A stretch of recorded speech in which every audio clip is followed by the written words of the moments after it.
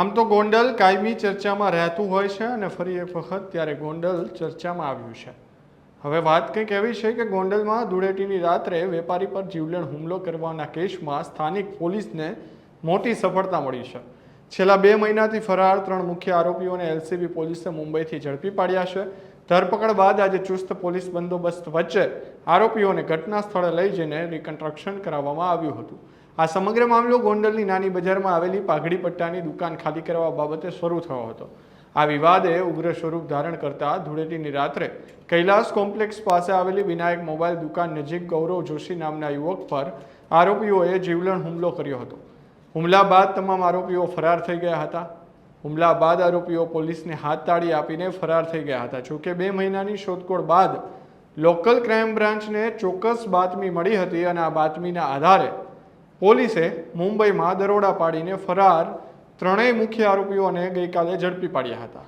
આજે એલસીબી અને એ ડિવિઝન પોલીસની ટીમે 3 આરોપીઓને લઈને ઘટના સ્થળે પહોંચી હતી। કૈલાસ કોમ્પ્લેક્સ પાસે કાયદો અને વ્યવસ્થા જાળવવા માટે ચુસ્ત પોલીસ બંદોબસ્ત પણ ગોઠવવામાં આવ્યો હતો। પોલીસે આરોપીઓને વેપારી પર કઈ રીતે હુમલો કર્યો હતો તેનું સમગ્ર રિકન્સ્ટ્રક્શન કરાવ્યું હતું। આ કાર્યવાહી જોવા માટે આસપાસના વિસ્તારમાં લોકોના ટોળા પણ ઉમટી પડ્યા હતા। પોલીસે હાલ 3 આરોપીઓ વિરુદ્ધ કાયદેસરની કાર્યવાહી હાથ ધરી છે। જ્યારે આ 3 આરોપીઓ છે તેમને શું કર્યું હતું, આખી ઘટના શું છે તેમની આપણે ચર્ચા કરવાના છીએ। ગોંડલ શહેરની નાની બજાર વિસ્તારમાં આવેલી એક દુકાન ખાલી કરાવવા જેવી સામાન્ય બાબતમાં કેટલાક શખ્સોએ વેપારી અને તેના મિત્ર પર લોખંડના પાઇપ અને લાકડાના ધોકા વડે જીવલેણ હુમલો કર્યો છે। આ હુમલામાં વેપારીના બંને હાથ અને બંને પગમાં ગંભીર ફ્રેક્ચર થયા હોવાનું સામે આવ્યું હતું। ઘટનાની વિગત મુજબ ગોંડલના ભોજપરામાં રહેતા ગૌરવભાઈ ભરતભાઈ જોશી નામના વેપારીને નાની બજારમાં આવેલી કલા નિકેતન નોવેલ્ટી સ્ટોર નામની દુકાન ધરાવે છે।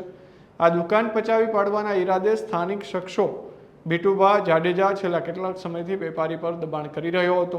ત્યારે ધૂળેટીના દિવસે જ્યારે ગૌરવભાઈ તેમના મિત્ર સાથે ગુંદાળા પેટ્રોલ પંપ પાસે કૈલાસ કોમ્પ્લેક્સમાં ઊભા હતા ત્યારે બીટુભા જાડેજા, તેનો પિતરાઈ ભાઈ અને અન્ય 2 અજાણ્યા શખ્સો ત્યાં ઘસી આવ્યા હતા। આરોપીઓએ ગૌરવભાઈને ધમકાવતા કહ્યું હતું કે તારે આ દુકાન ખાલી કરવી જ પડશે અને ત્યારબાદ ઉશ્કેરાઈને લોખંડના પાઇપ તેમજ લાકડાના ધોકા વડે તૂટી પડ્યા હતા। આ હુમલામાં ગૌરવભાઈને બચાવવા વચ્ચે પડેલા તેમના મિત્ર હરદીપભાઈને પણ ગંભીર ઈજાઓ પહોંચી છે। બંને ઈજાગ્રસ્તોને તાત્કાલિક 108 મારફતે ગોંડલની હોસ્પિટલ ખસેડવામાં આવ્યા હતા અને ત્યાં વેપારીની હાલત ગંભીર હતી, પરંતુ હાલ જ્યારે તેમને હોસ્પિટલમાં ઓપરેશન કરાવવાની પણ તેમને તે સમયે જરૂર પડી હતી। આ સમગ્ર મામલે જ્યારે ગોંડલ સિટી પોલીસને ખબર પડી ત્યારે ગોંડલ સિટી પોલીસ દ્વારા ભારતીય ન્યાય સંહિતા કલમ 109(1), 118(2), 117(2), 115(2), 308(4) અને 54 તેમજ જીપી એક્ટની કલમ 135 હેઠળ ગુનો નોંધી તપાસ હાથ ધરી હતી, જેમાં મુખ્યત્વે હત્યાના પ્રયાસો, ગંભીર શારીરિક ઈજા, ફ્રેક્ચર, મિલકત પચાવી પાડવા માટેની ધાકધમકી અને હથિયારબંધીના ભંગનો સમાવેશ થયો હતો। ત્યારે છેલ્લા 2 મહિનાથી આ જે 3 આરોપીઓ છે તે ફરાર હતા અને પોલીસને ચકમો આપી રહ્યા હતા। ત્યારે પોલીસે આ મુખ્ય આરોપીઓને એલસીબી જે છે તેમના દ્વારા મુંબઈથી ઝડપી પાડ્યા છે અને ધરપકડ બાદ આજે ચુસ્ત પોલીસ બંદોબસ્ત વચ્ચે આરોપીઓને ઘટના સ્થળે લઈ જઈને રિકન્સ્ટ્રક્શન પણ કરાવવામાં આવ્યું હતું, એટલે કે કાયદાનું ભાન જે છે તેમને કરાવવામાં આવ્યું હતું। આમ તો જ્યારથી દિલીપ રાય રેન્જ આઈજી બન્યા છે ત્યારથી ગોંડલ તેમની નજર જે છે અને વિશેષ ધ્યાન છે તે ગોંડલ ઉપર છે, કારણ કે રેન્જ આઈજી બનતાની સાથે જ તેઓ સીધા ગોંડલ પણ પહોંચ્યા હતા। એટલે કે ગોંડલમાં જે કાયદો અને વ્યવસ્થા જળવાઈ રહે તે માટે દિલીપ રાયની જે કડક સૂચના જે છે તે પણ આપવામાં આવી હતી।